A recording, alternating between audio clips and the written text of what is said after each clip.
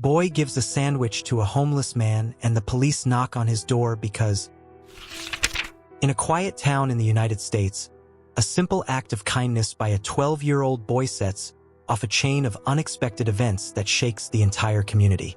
What began as an innocent gesture of offering a sandwich to a homeless man turns into a plot filled with secrets, conspiracies, and moral dilemmas that no one could have foreseen. When the police knock on the boy's family's door, everyone discovers that nothing is as it seems and that the consequences of a single action can change lives forever. The sun had barely risen when Tommy opened his eyes, excited for another day ahead. At 12 years old, he was known in Pinecrest, Colorado, as the boy with an easy smile and a heart bigger than his chest. His tousled brown hair and freckles on his nose gave him a mischievous look, but his green eyes shone with a kindness unusual for someone so young. As he got ready for school, Tommy was already planning his morning ritual.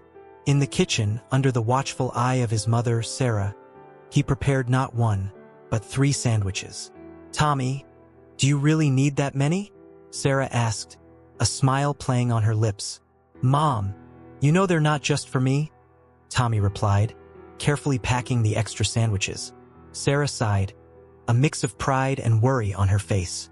Her son had a heart of gold, but sometimes she wondered if the world out there deserved so much kindness. On his way to school, Tommy made his usual stops. The first sandwich was for Mr. Peterson, a veteran who was always sitting on a park bench. The second one he saved for Mrs. Martinez, an elderly lady who usually fed the pigeons in the square. But that morning, something was different. As he reached the square, Tommy noticed a man he had never seen before. Sitting on the ground, leaning against a tree, the stranger looked exhausted and hungry. His sunken eyes and unshaven beard told a story of hardships Tommy could barely imagine. Without hesitation, Tommy approached him. "Hello, sir. Would you like a sandwich?" he offered, extending the package originally meant for Mrs. Martinez. The man looked at Tommy with a mixture of surprise and suspicion. For a moment, it seemed like he was going to refuse, but then his stomach growled audibly. "Thank you, kid," he said in a hoarse voice, accepting the sandwich with trembling hands. As the man ate ravenously, Tommy noticed something strange. Despite the worn-out clothes and unkempt appearance, there was something in the man's eyes, sharp intelligence, a constant tension, as if he were always on alert. "What's your name, sir?" Tommy asked, curious. The man hesitated for a moment before answering. "John. You can call me John." Tommy smiled, satisfied to have helped someone new today. "Nice to meet you, Mr. John. I'm Tommy. I hope you like the sandwich." As he walked away to go to school, Tommy couldn't shake the feeling that there was something different about this encounter. What he didn't know was that this simple act of kindness was about to trigger a series of events that would change his life and the lives of everyone in Pinecrest forever. That night, lying in bed, Tommy replayed the day's events in his mind. The image of Mr. John wouldn't leave his thoughts. There was something in his eyes, a mix of gratitude and fear. Tommy couldn't understand, but he felt that this encounter was the start of something important. With these thoughts, he drifted off to sleep, unaware that his world was about to be turned upside down. The next morning, Tommy woke up with a strange feeling in his stomach. The image of Mr. John was vivid in his mind, and he could hardly wait to go out and see if the man was still there. While making the sandwiches in the kitchen, his mother noticed his unusual agitation. "Is everything okay, honey?" Sarah asked, frowning with concern. Tommy hesitated for a moment before responding, "Yeah, Mom, I just met someone new yesterday." Sarah smiled, but there was a hint of worry in her eyes. "Remember, Tommy, not everyone has good intentions. Be careful, okay?" Tommy nodded, but in his heart, he felt that Mr. John was different. There was something about him that didn't fit the typical stereotype of a homeless person. Leaving the house earlier than usual, Tommy hurried to the square. His heart leaped when he saw the familiar figure leaning against the same tree. Mr. John looked even more tired than the day before, his red eyes scanning the area constantly. "Good morning, Mr. John," Tommy called out cheerfully, approaching with the sandwich in hand. John started, relaxing slightly when he recognized Tommy. "Oh, hello, kid," he said with a tense smile. "You didn't have to." "But I wanted to," Tommy interrupted, offering the sandwich. As John ate, Tommy noticed something unusual. Partially hidden under the man's coat was an object that looked like a weapon. Tommy's heart raced, but he forced himself to stay calm. "Mr. John," he began hesitantly, "are you okay? You seem worried about something." John stopped chewing, his eyes narrowing slightly. For a moment, Tommy thought he saw a flash of fear in the man's eyes. "I'm fine, kid," John finally replied, his voice softer. "Just tough times, you know?" Tommy nodded, not entirely convinced. He was about to ask another question when he noticed two men in suits across the square, looking in their direction. John saw them too, and Tommy watched as he tensed instantly. "Tommy," John said quietly, using his name for the first time, "I need you to do something for me." He pulled a small piece of paper from his pocket and folded it carefully. "Keep this. Don't look at it, don't show it to anyone. It might be very important one day." Confused but intrigued, Tommy took the paper and put it in his pocket. "But why?" "Shoo!" John interrupted, his eyes never leaving the men in suits who were now approaching. "Go to school now, Tommy. And remember, you never saw me. Okay?" Tommy wanted to protest, to ask more questions, but something in the urgency of John's voice made him obey. He walked away quickly, his heart pounding in his chest. As he glanced back one last time, he saw John standing up casually, as if he were just stretching his legs. All the way to school, Tommy couldn't stop thinking about what had just happened. Who was Mr. John really? Why did he seem so scared? And what was on that piece of paper that now felt like a heavy weight in his pocket? Tommy knew he should tell someone, his parents, maybe even the police, but something held him back. He felt, deep in his heart, that Mr. John was not a bad person. He was in trouble, yes, but he wasn't dangerous. At least, Tommy hoped he wasn't. As he entered the school, Tommy made a silent promise to himself. He would find out the truth about Mr. John, no matter what it took. Little did he know that this decision would lead him on a more dangerous and exciting adventure than he had ever imagined. The rest of the school day passed in a blur for Tommy. His thoughts were constantly on Mr. John and the mysterious piece of paper in his pocket. When he finally got home, Tommy ran to his room, locked the door, and with trembling hands, unfolded the paper. To his surprise and disappointment, the paper contained only a series of seemingly random numbers and letters. Tommy frowned, trying to decipher the code, but without success. Frustrated, he hid the paper in a secret drawer in his desk. That evening, during dinner, Tommy barely touched his food. His parents exchanged worried glances, but before they could ask any questions, there was a loud knock on the front door. Sarah stood up to answer it, but stopped abruptly when she saw two uniformed police officers standing on the doorstep. "Good evening, ma'am," one of the officers said, his face serious. "We're Detective Johnson and Officer Martinez. We need to speak with your son, Tommy." Tommy's heart raced. He knew, somehow, that this was related to Mr. John. His parents, confused and alarmed, allowed the officers to enter. "Tommy," Detective Johnson began, his voice surprisingly gentle, "we need to ask you some questions about a man you might have encountered recently, a homeless man." Tommy swallowed hard, his mind racing. Should he tell the truth? But what if it put Mr. John in danger? I give sandwiches to a lot of people," he stammered, avoiding direct eye contact with the officers.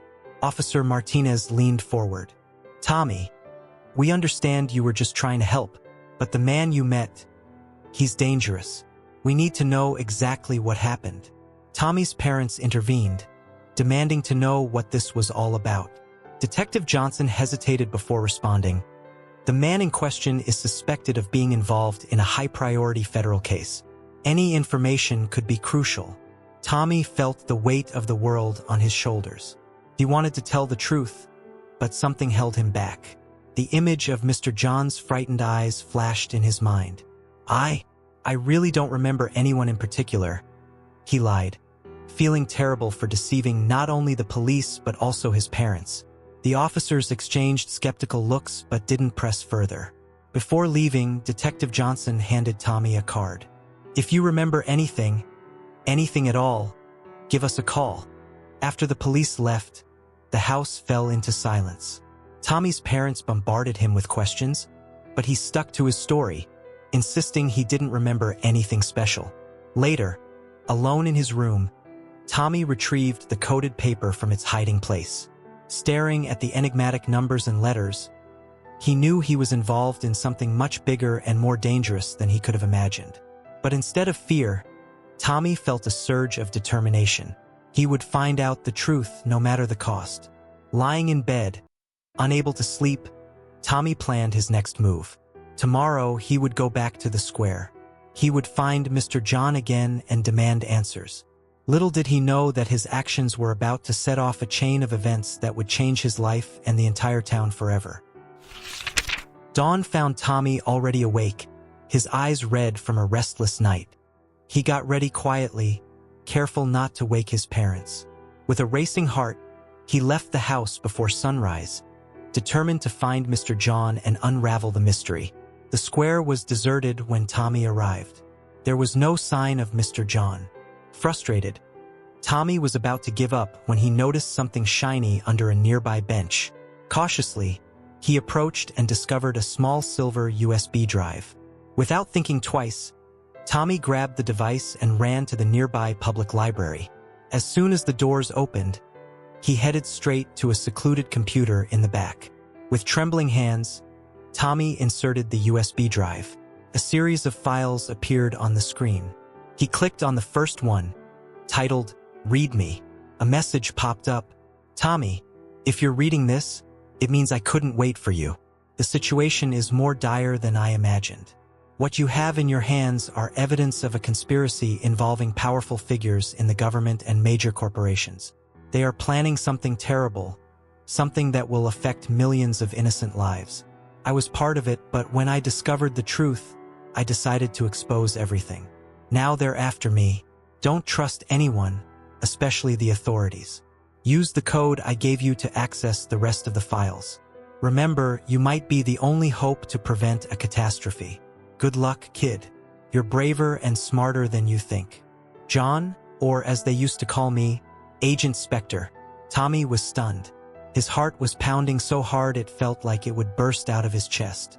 He quickly typed the code from the paper into the prompt that appeared, unlocking a flood of documents, photos, and videos. As Tommy scrolled through the files, a horrifying picture began to emerge. Plans to manipulate elections, illegal experiments on innocent citizens, and global money laundering schemes. At the center of it all was an organization called Deep Shadow, with tentacles reaching into the highest echelons of government. Suddenly, a familiar name jumped off the screen: Mayor Richard Hawkins, primary asset in Pinecrest. Tommy felt his stomach turn. Mayor Hawkins, the man his family admired, who had inaugurated the town's new park just last month, was involved in this? A sudden noise made Tommy jump. Looking over his shoulder, he saw two men in suits entering the library, their eyes scanning the area. With his heart in his throat, Tommy quickly closed all the files, removed the USB drive, and hid it deep in his backpack. Pretending to be casual, he left the computer and headed for the exit, passing the men who were now talking to the librarian. Tommy could swear one of them glanced at him sideways. Once outside the library, Tommy ran as fast as he could. His mind was racing with the revelations he had just uncovered. Mr. John, or Agent Spectre, was telling the truth. There was a conspiracy, and somehow Tommy was now at the center of it. As he ran home, one thing became clear to Tommy. He could no longer pretend nothing was happening. He had to act. But how could a 12-year-old boy face such a vast and dangerous conspiracy? Tommy knew he would need help. But who could he trust when even the authorities seemed involved? With the weight of the world on his young shoulders, Tommy realized that the choices he made next would not only determine his future but potentially the future of the entire nation. The following days were a whirlwind for Tommy. Every shadow seemed to hide a secret agent. Every stranger's glance carried a potential threat. The weight of the secret he was carrying was almost unbearable. At school, Tommy could barely concentrate. His friends noticed his distraction, but he brushed them off with vague excuses about not feeling well. At home, his parents exchanged worried glances, sensing something was wrong with their son, but unable to pinpoint what. One night, while everyone was asleep, Tommy sneaked out of the house. He needed fresh air to think. His feet automatically led him to the square where everything began. Sitting on the bench where he found the USB drive, Tommy buried his face in his hands. "What should I do?" he murmured to himself. "Maybe I can help with that," a familiar voice said behind him. Tommy turned sharply, his heart nearly stopping. There, emerging from the shadows, was Mr. John, or Agent Spectre, as Tommy now knew him. "You!" Tommy exclaimed, a mix of relief and fear in his voice. I thought you were gone." John smiled sadly. "I can't leave, Tommy.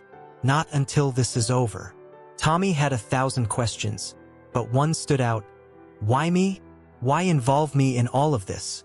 John sighed deeply before answering. "Because, Tommy, sometimes we need innocent eyes to see the truth that adults refuse to acknowledge. And because you have something many adults have lost, an innate sense of right and wrong." He paused, his eyes scanning the area around them before continuing. "But now the choice is yours. You can hand everything over to the authorities and try to forget what you saw. Or you can help expose the truth and potentially save countless lives." Tommy felt the weight of the decision pressing down on him. On one hand, he desperately wanted to return to his normal life, to just be a 12-year-old worried about homework and video games. On the other, the images he saw in the files, the lives at stake, haunted him. "If I help," Tommy began hesitantly, "what exactly would I have to do?" John smiled, a glint of pride in his eyes. "First, we need to gather more evidence. There's a charity event at the town hall next week. Mayor Hawkins will be there, along with other members of the Deep Shadow. If we could somehow access the mayor's office during the event." Tommy swallowed hard. He knew what John was suggesting was illegal, dangerous, but he also knew it might be their only chance to expose the truth. I'll help," Tommy finally said, his voice trembling slightly. "But on one condition: no one gets hurt. Promise me." John nodded solemnly. "You have my word, Tommy. Our goal is to expose the truth, not cause harm." As the two began to map out their daring plan, Tommy felt a mix of fear and excitement. He was about to get involved in something much bigger than he had ever imagined. Part of him wanted to run back home, jump into bed, and pretend none of this was happening. But a larger part, the part that always drove him to help others, knew he couldn't turn his back now. As the first light of dawn began to break over Pinecrest, Tommy made a silent promise to himself. He would see this through no matter the cost. The boy who once only worried about making sandwiches for those in need was about to become a reluctant protagonist in a battle for the future of his town, and maybe the entire country. In the days leading up to the charity event, Tommy and John met secretly, meticulously planning every detail of their mission. During these meetings, John revealed more about his past and the events that had led him to this desperate situation. "I used to be an elite federal agent," John explained one night, his voice low and tense. "My specialty was infiltrating high-level criminal organizations. It was during one of these missions that I discovered the Deep Shadow." Tommy listened intently as John described how, while investigating a drug trafficking ring, he stumbled upon evidence of a much larger conspiracy. Politicians, businessmen, and even law enforcement officers were involved in an elaborate scheme to manipulate markets, influence elections, and control the media. "At first, I didn't want to believe it," John continued, his eyes distant. "I thought I was just being paranoid. But the more I dug, the more evidence I found. And then, I realized some of my own superiors were involved."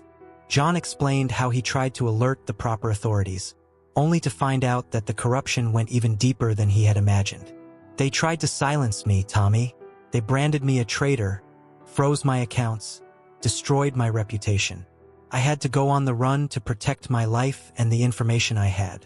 Tommy felt a chill run down his spine. But why Pinecrest? Why a small town like ours? John let out a bitter laugh. Because sometimes the darkest secrets are hidden in the most unlikely places. Pinecrest isn't just a quiet town. It's a strategic point for the deep shadow. Mayor Hawkins? He's more than just a corrupt local politician. He's one of the organization's key facilitators. The revelations continued to pour out. John spoke about secret experiments conducted at local medical facilities, about how the town's dam was actually a front for an underground research facility, and how the town's annual festival was used as a cover for clandestine meetings of the organization's members. That's why we need the evidence in the mayor's office, John concluded. There are documents there that link Hawkins directly to the deep shadow operations. With that evidence, we can expose not just local corruption, but the entire national network. Tommy sat in silence for a long moment, processing everything he had heard. His town, his home, which he had always seen as a safe and welcoming place, now seemed like a nest of vipers. How are we going to do this? Tommy finally asked, his voice trembling slightly. How can two people, a fugitive ex-agent and a 12-year-old boy, take on something so big? John smiled, a determined glint in his eyes. With courage, intelligence, and a bit of luck. Remember, Tommy, sometimes heroes come in the most unlikely packages. As the two finalized the details of their bold plan, Tommy felt a mix of fear and determination. He knew what they were about to do was incredibly dangerous, but he also knew it was necessary. With the charity event fast approaching, Tommy and John knew they had only one chance to get the evidence they needed. If they failed, not only would their lives be in danger, but the truth might remain buried forever. As the night wore on and they parted ways, Tommy looked up at the stars above Pinecrest. His town would never be the same for him, but maybe, just maybe, they could make it a better place. With that hope in his heart, Tommy headed home, knowing the next few days would be the most crucial of his young life. The day of the charity event finally arrived. Tommy woke up with a mix of anxiety and determination. He knew that the next few hours would determine not only his future but possibly the future of the entire town and beyond. His parents, unaware of the internal turmoil their son was facing, were excited about the event. Tommy, don't forget to wear your best suit, his mother reminded him during breakfast. It's an important occasion for the town. Tommy nodded silently, feeling the weight of the USB drive hidden deep in his pocket. The plan was simple but dangerous. While the adults were distracted with speeches and the cocktail reception, Tommy was supposed to sneak into Mayor Hawkins' office and copy the crucial files from the computer. Arriving at the town hall, Tommy was impressed by the grandeur of the event. Community leaders, business people, and local politicians mingled in the hall, all dressed in their finest clothes. Mayor Hawkins was at the center of attention, his charismatic smile hiding the dark secrets Tommy now knew. As his parents mingled with the crowd, Tommy began to observe, looking for the right moment to act. It was then that he noticed something disturbing. Two men in suits, whom he recognized from the library, were positioned strategically around the room, their eyes scanning the crowd. Tommy's heart raced. Security was tighter than they had anticipated. He needed to alert John, who was waiting outside, ready to provide remote support. Pretending to go to the bathroom, Tommy slipped into a quiet corner and sent a coded message to John using the disposable phone they had prepared. The response came quickly. Proceed with caution. Opportunity may not come again. Tommy swallowed hard. It was now or never. With his heart pounding, he started moving towards the hallway that led to the mayor's office. But then, something unexpected happened. Tommy heard a muffled cry coming from a nearby room. Curious and concerned, he approached the slightly ajar door. What he saw made his blood run cold. Mayor Hawkins was inside, but he wasn't alone. He was threatening a young woman, whom Tommy recognized as the new intern at the town hall. If you breathe a word of what you saw, your career and your life will be over. Understood? Hawkins hissed, his face contorted with rage. The woman, visibly frightened, nodded tremulously. Tommy was paralyzed. His original plan was just to copy the files, but now he had witnessed something far more serious. He knew the young woman was in real danger. In that moment, Tommy faced the hardest decision of his life. Should he stick to the original plan, potentially exposing the entire conspiracy, but leaving the intern in immediate danger? Or should he intervene now, possibly saving the woman but risking their only chance to obtain the crucial evidence? Time seemed to freeze as Tommy weighed his options. Each choice carried monumental consequences. He knew that whatever he decided in the next few seconds would change everything. With a racing heart and a whirlwind of thoughts, Tommy made his choice. Tommy took a deep breath and made his decision. He couldn't ignore someone in immediate danger. Quickly, he pulled out his phone and, with trembling hands, began recording the scene in front of him. "Hey!" Tommy shouted, pushing the door open and stepping into the room. "Leave her alone." Mayor Hawkins and the intern turned, shocked by the sudden intrusion. For a moment, Hawkins' face showed pure panic before it shifted into a mask of false concern. "Tommy?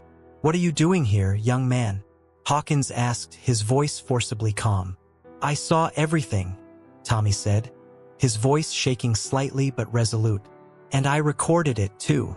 Hawkins' eyes widened as he noticed the phone in Tommy's hand. The intern took advantage of the distraction to step away from the mayor, moving quickly behind Tommy. "Now, Tommy, you don't understand what you saw," Hawkins began, taking a step forward. "This is a matter for adults, far too complicated for." "Don't come any closer," Tommy interrupted, his voice firmer now. "I know about Deep Shadow.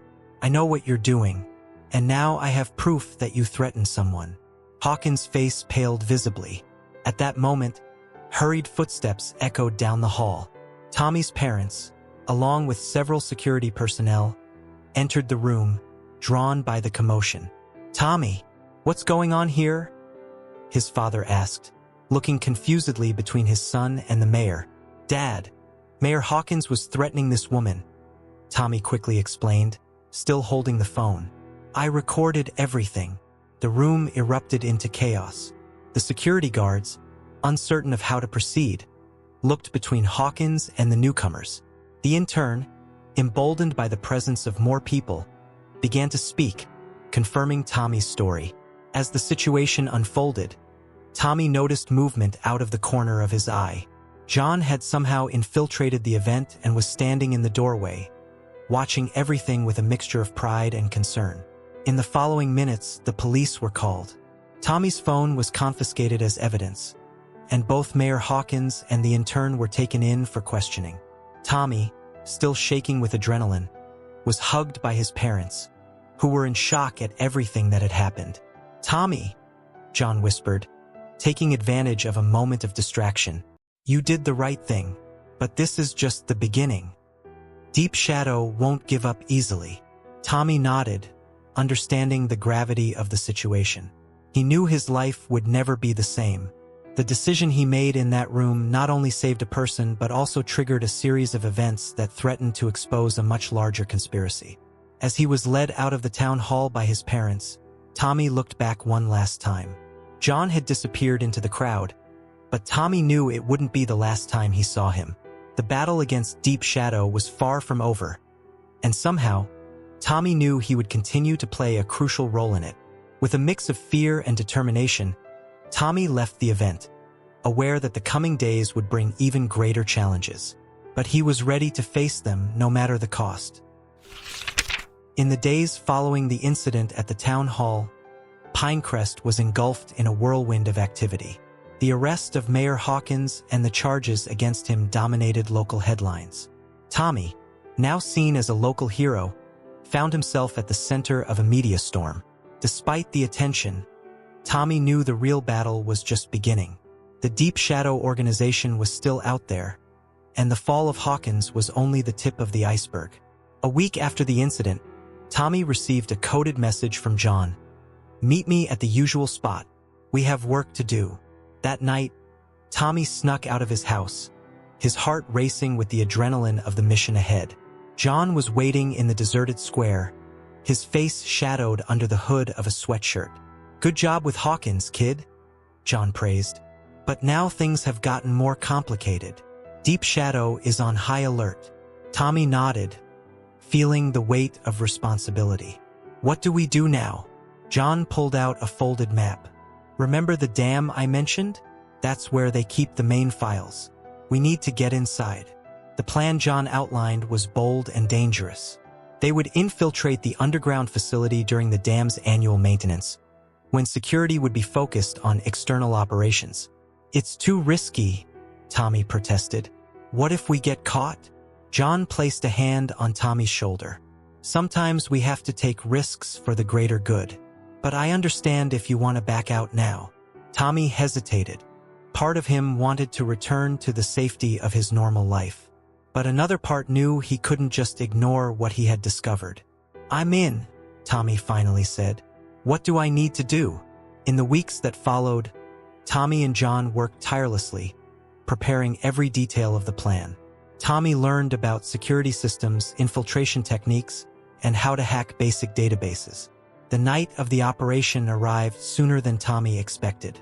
Dressed in black and with his heart pounding, he met John on the outskirts of the dam. "Remember," John whispered as they approached the service entrance, "if anything goes wrong, you run. Don't look back."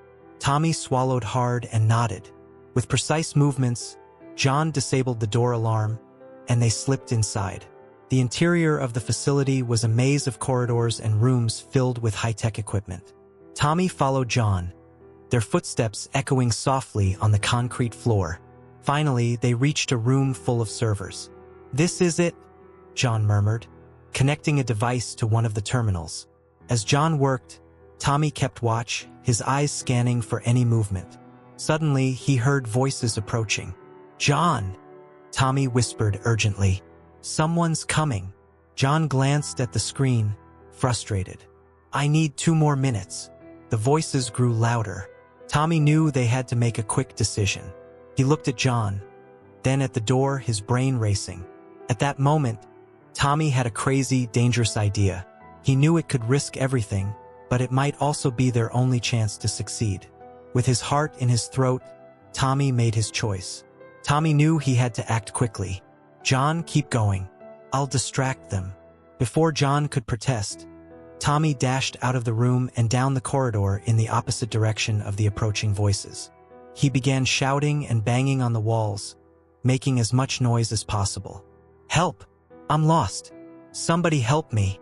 Tommy yelled, his voice echoing through the metal halls.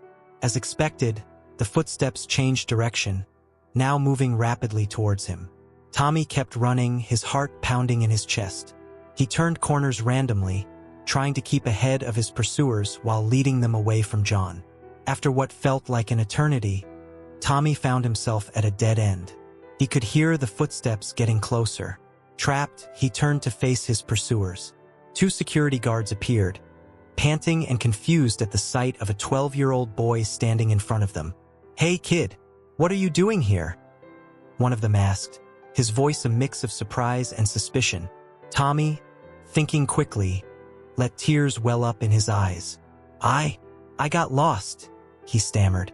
"My class was on a tour of the dam, and I got separated from the group. I'm so scared." The guards exchanged uncertain looks.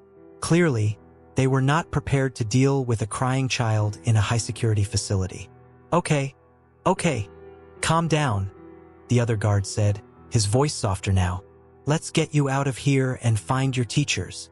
As the guards escorted him back to the surface, Tommy silently prayed that he had bought John enough time to complete the mission. Outside the dam, Tommy was met with a flurry of police and concerned staff. His story of a school trip gone wrong was quickly accepted, especially when he mentioned the name of his school. Hours later, exhausted and still shaking from the adrenaline, Tommy finally arrived home.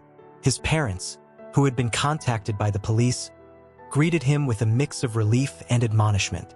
It wasn't until late at night, when everyone was asleep, that Tommy heard a soft knock on his window. It was John. "Did you get it?" Tommy whispered anxiously, opening the window. John smiled, his eyes shining with pride and gratitude. "We got it, kid. Thanks to you. Your distraction gave me the extra time I needed." He handed Tommy a small drive. "This has everything. Enough evidence to take down not just the operations in Pinecrest, but the entire Deep Shadow network." Tommy took the drive, feeling the weight of its contents. "What do we do now?" "Now," John said, his face turning serious, "comes the most dangerous part. We need to get this to the right authorities without being intercepted. Deep Shadow will do everything they can to stop us." Tommy nodded, understanding the gravity of the situation. He knew the next few days would be the most dangerous of his life. But looking at the small drive in his hand, he also knew they were on the right path. "I'm ready," Tommy said, his voice firm despite the fear he felt. John smiled again. "I know you are, kid. Get some rest. Tomorrow we start the final phase of our plan." As John disappeared into the night, Tommy lay in bed, his mind replaying the day's events. He knew he had crossed a point of no return. The boy who once only worried about making sandwiches for those in need was now about to face one of the most dangerous organizations in the country. With that thought, Tommy fell into a restless sleep, dreaming of shadows, secrets, and the hope for a better future. The dawn found Tommy awake and alert, the drive securely hidden in a secret compartment he had improvised in his room. The plan was simple yet perilous. They needed to deliver the evidence to a trusted investigative journalist in Denver, about 2 hours away. John had arranged a car and a fake identity for the journey. Tommy told his parents he was going to spend the day at a friend's house working on a school project. With a heavy heart from lying but determined in his mission, Tommy met John on the outskirts of town. "Ready, kid?" John asked, starting the engine of the old but well-maintained car. Tommy nodded, clutching the backpack where the drive was hidden. "Ready." The first few miles of the journey were uneventful. Tommy watched the landscape change, the Colorado mountains rising majestically in the distance. But the calm was abruptly shattered when John cursed under his breath, eyes fixed on the rearview mirror. "We have company," he muttered, accelerating slightly. Tommy turned to look. A black SUV was tailing them, maintaining a constant distance. "How did they find us so quickly?" Tommy asked, the fear evident in his voice. "Deep Shadow has eyes everywhere," John replied, his voice tense. "Hold on. Things are about to get rough." Suddenly, John swerved sharply onto a side road, kicking up a cloud of dust. The SUV quickly followed. What ensued was a frantic chase down winding rural roads. John maneuvered the car skillfully, but their pursuers were relentless. In a moment of desperation, they left the road entirely, speeding across an open field. "Tommy," John shouted over the roar of the engine. "In the glove compartment, there's a phone. Call the number saved as Plan B." With shaking hands, Tommy made the call. A woman's voice answered. "Red Eagle activated," Tommy said, repeating the words John had taught him. "Understood. Hold tight," the voice replied. Minutes later, the sound of helicopter blades cutting through the air filled the sky. A helicopter appeared on the horizon, flying low towards them. "That's our ride," John shouted, a tense smile on his face. The helicopter landed ahead of them in an open field. John slammed on the brakes, and they both jumped out of the car, running towards the chopper. The SUV stopped at a distance, its occupants clearly surprised by this turn of events. As the helicopter took off, Tommy looked down to see several police cars arriving at the scene, blocking their pursuers' escape. "Who are you guys?" Tommy asked the woman piloting the helicopter. "We're the good guys," she replied with a smile. "John's been working with us for months to take down Deep Shadow." During the flight to Denver, John explained to Tommy that they were part of a secret government task force dedicated to exposing and dismantling high-level criminal organizations. "Why didn't you tell me before?" Tommy asked, feeling a bit betrayed. John placed a hand on his shoulder. "The less you knew, the safer you were. But you've proven to be braver and more capable than any of us could have imagined." Upon arriving in Denver, they were met by a team of federal agents and the investigative journalist. The drive was handed over, and its contents were immediately analyzed. In the days that followed, the revelations shocked the nation. Politicians were arrested, corporations exposed, and the extensive network of Deep Shadow began to crumble. Tommy, protected by the government and reunited with his family, who were placed under protective custody, watched the news with a mix of pride and disbelief. He had helped change the course of history. "You did something incredible, Tommy," John said, visiting him in their temporary safe house. "But remember, with great power comes great responsibility." Tommy nodded, understanding the weight of those words. He knew his life would never be the same, but he was ready to face whatever the future held. As the sun set on this new reality, Tommy reflected on his journey. From a simple boy making sandwiches for those in need, he had become an unlikely hero in a battle against corruption. And though the danger wasn't entirely over, Tommy knew that with courage and integrity, anyone could make a difference in the world. Weeks passed since the initial exposure of Deep Shadow. The country was in an uproar, with new revelations surfacing daily. Tommy and his family remained under protection, but the tension was palpable. Despite the heavy blows to the organization, it was clear that Deep Shadow was not yet fully dismantled. One night, Tommy was awakened by raised voices coming from the living room. Silently, he crept down the hallway and peeked through a crack in the door. John was there, looking more tense than ever, speaking with Tommy's parents and a few agents. "They're regrouping," John said, "and we know they're planning one last desperate move." "And what does this have to do with my son?" Tommy's father demanded, his voice shaking with concern. John sighed heavily. "They believe Tommy has information that wasn't included in the drive. Information that could implicate the highest leaders of the organization." Tommy's heart raced. He recalled a conversation he'd had with John weeks ago, where he casually mentioned seeing something odd at the town hall before the incident with Hawkins. At the time, it seemed insignificant, but now, making an impulsive decision, Tommy entered the room. "I heard everything," he said, startling the adults. "And I think I know what they're after." In the next few minutes, Tommy explained what he had seen. A secret meeting between Hawkins and several unknown individuals, including someone he recognized from national news, a powerful senator. John exchanged significant looks with the other agents.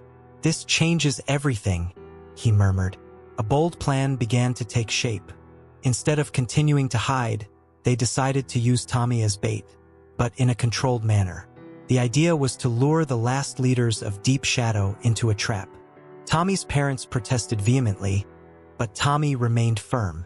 "I started this," he said, his voice trembling slightly but determined. "I need to help finish it." The following days were a whirlwind of preparations. Tommy was trained in basic self-defense techniques and given a discreet tracking device. The plan was for him to appear unprotected at a local park, attracting the attention of the enemies. On the day of the operation, Tommy sat on a park bench, his heart pounding. He tried to act naturally, as if he were just enjoying the day, but his eyes constantly scanned the area. It didn't take long for him to notice suspicious movements. Two men in suits, whom he recognized from earlier encounters, were approaching casually, but their eyes were locked on him. Tommy stood up and began walking towards a more secluded area of the park, exactly as planned. The men followed. Suddenly, a black van screeched to a halt beside him. The door slid open, and strong hands pulled him inside. "Don't move, kid," a deep voice ordered. Tommy feigned panic, but internally, he was focusing on memorizing every detail. The interior of the van, the faces of his captors, anything that could be useful later. The van wound through the city for several minutes before stopping at an abandoned warehouse. Tommy was led inside, where he found himself face to face with the man he recognized from the news, the corrupt senator. "So, this is the little hero who's caused us so much trouble," the senator said, his voice cold and calculating. "Now, Tommy, you're going to tell us exactly what you know about our organization." Tommy swallowed, buying time.